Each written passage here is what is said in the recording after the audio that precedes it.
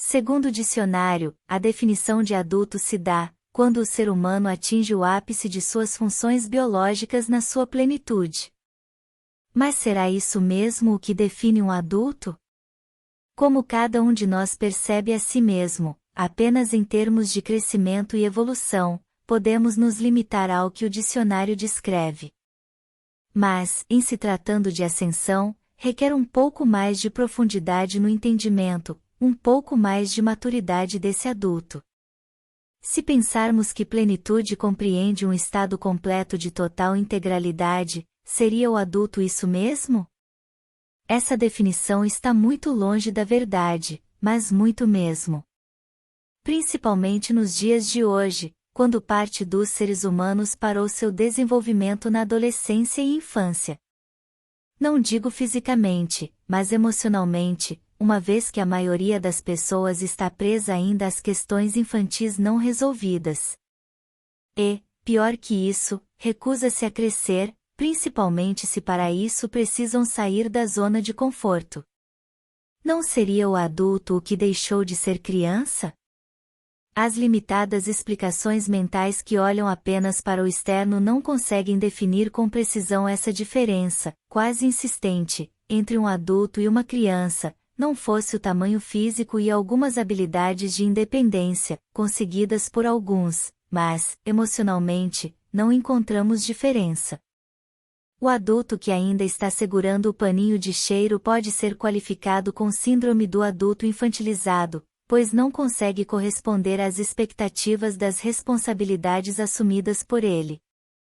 Um adulto infantil não consegue ser o marido ou esposa, não consegue ser pai ou mãe e não consegue ser também o filho adulto.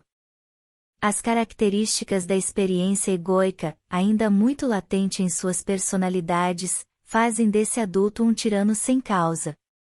E isso está presente em seu comportamento com bastante evidência, manifestando-se como raiva, agressividade, ciúme, inveja, cobiça, rejeição, insegurança, medo, culpa, manipulação, egoísmo, vitimismo, etc. São comportamentos condicionados à criança que se protege da dor e medo, tornando o adulto infantilizado e dependente.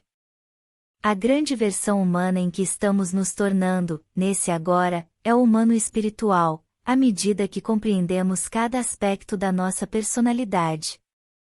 Encontrar essas chaves que nos liberam dessas experiências é a grande sacada do momento, assim o processo de liberação humano-mental tem início. Uma das grandes barreiras impostas pela experiência a ser encerrada é a arrogância da mente em achar que é um adulto pleno. Conscientizar-se da falta de maturidade emocional facilita o desenrolar dos mistérios da mente, que prende o ser humano na ilusão da tridimensionalidade. Antes de encontrar essas sombras ou feridas, o adulto não consegue crescer, continua preso a essas energias, que serão reconhecidas e liberadas. Geralmente a criança está presa à vítima, na princesinha do papai, no Peter Pan, no príncipezinho da mamãe e por aí vai.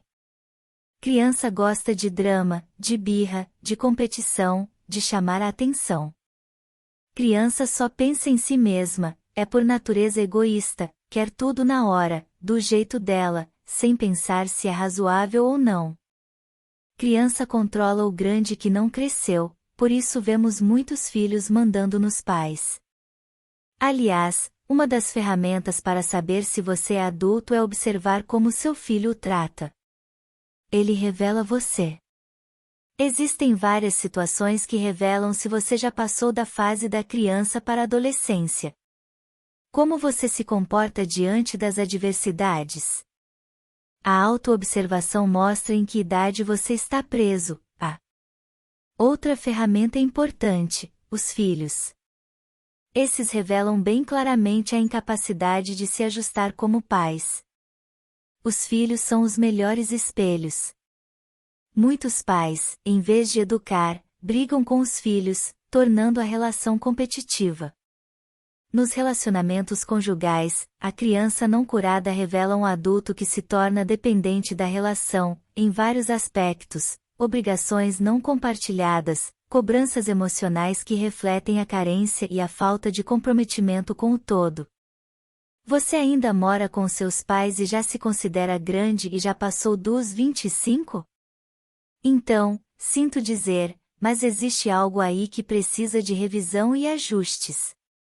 Quando nos tornamos adultos, queremos asas, somos comprometidos com nossas próprias necessidades e responsabilidades.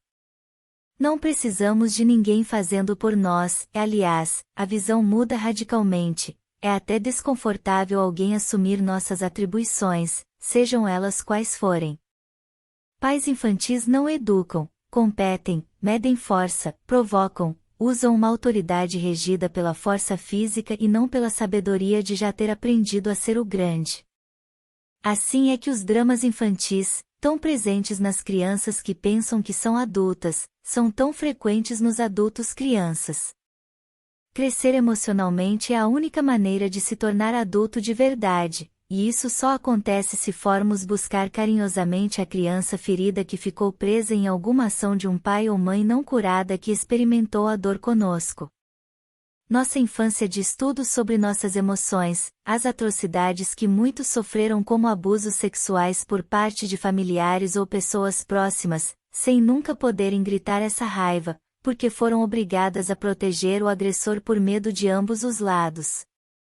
Muitas dessas crianças, que hoje são adultas, protegem os violadores até hoje, carregando o ônus dessa ação sem poder contar com ninguém. Infelizmente, quem irá enfrentar uma história tão sórdida? Muitas crianças foram humilhadas por professores, padres, pastores, ou superiores de alguma forma, e isso deixou marcas indeléveis, já que a criança sempre se culpa por pensar que está transgredindo regras. Muitas vezes, por conivência dos pais, acreditando na educação à base de castigos, até mesmo físicos, apoiando a estupidez com que essas crianças eram tratadas. Outro agravante é o que a criança fantasia nas questões do casal, o que ela vê, ouviu, e o que ela fantasiou, principalmente em relação às brigas conjugais. Tudo será levado como energia para a fase adulta, determinando as futuras experiências, como pai, mãe, maridos, esposa, e até mesmo as profissionais. Discussões, traições, agressões verbais e físicas, abandonos, morte dos pais, indiferenças, necessidades financeiras, vontades reprimidas, pais alcoólatras ou dependentes químicos, pais violentos, mães submissas, casamento repulsivo. Tudo isso gera emoções que a criança não consegue entender e muito menos elaborar. A criança não separa o pai do marido da mãe e vice-versa. O que a mãe fala em relação a esse marido, a criança entende que é do pai dela e, se forem julgamentos negativos, a criança criará uma distância emocional desse pai e assim também ao contrário. Gravidez indesejada e tentativas de aborto, ou aborto registrado como memória uterina, fazem parte da memória emocional de muitos de nós. Sentimos culpa e medos de fatos dos quais nem participamos. Mas, como memórias de nossos pais e ancestralidade, esses fatos estão impregnados em nós. São sentimentos e emoções veladas, por culpa, medo, julgamentos e mentiras, que nunca foram expostos para proteger a moral e os bons costumes da tradicional família doriana. São tantas as formas de dores emocionais vividas pela humanidade, que é impossível serem todas registradas num único livro. Embora seja exatamente essa a experiência, dor e medo, fica difícil encontrar justificativa racional para tantos desajustes. Por isso precisamos seguir viagem por caminhos de maior compreensão de nossa passagem por esse planeta azul. A única maneira verdadeira de sair desse emaranhado é compreendendo como ele funciona, um labirinto rico que permite a nossa ascensão. A pergunta é: será que você tem condição, nesse exato momento, de entender tudo isso? Será que pode perdoar, reconhecer, e entender que tudo pode ser olhado de outra maneira, sem o julgamento? Será que você é emocionalmente inteligente o bastante para superar tudo isso? Tenho impressão de que não é. Não é tão simples assim. Mas se mudarmos o olhar, compreendendo que essa dinâmica fez parte de uma história que nós escolhemos, pode ser que nos demos uma oportunidade de olhar, reconhecer a experiência e sair da dor. Sei que, no plano mental, isso não é fácil, mas é certeza de que podemos fazer diferente, se assim desejarmos. Embora também saibamos que a criança sempre fica com a dor ou ônus das ações dos adultos, já é tempo de resgatar todas essas crianças machucadas dentro de nós com o olhar da compaixão. Todos os nossos problemas ligados à emoção têm raiz na nossa infância. E a nossa infância é o início do que viemos experimentar para encerrar a experiência, ou o início de mais uma encarnação de repetição de padrões de nossa linhagem ou nossa egrégora familiar.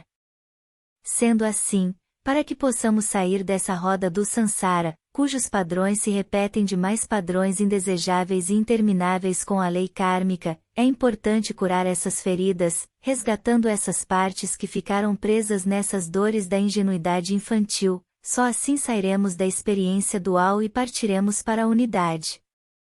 Nossa linhagem familiar se faz nesse agora reconhecida em luz e amor. A partir desse entendimento é que se traz certo alívio de compreensão.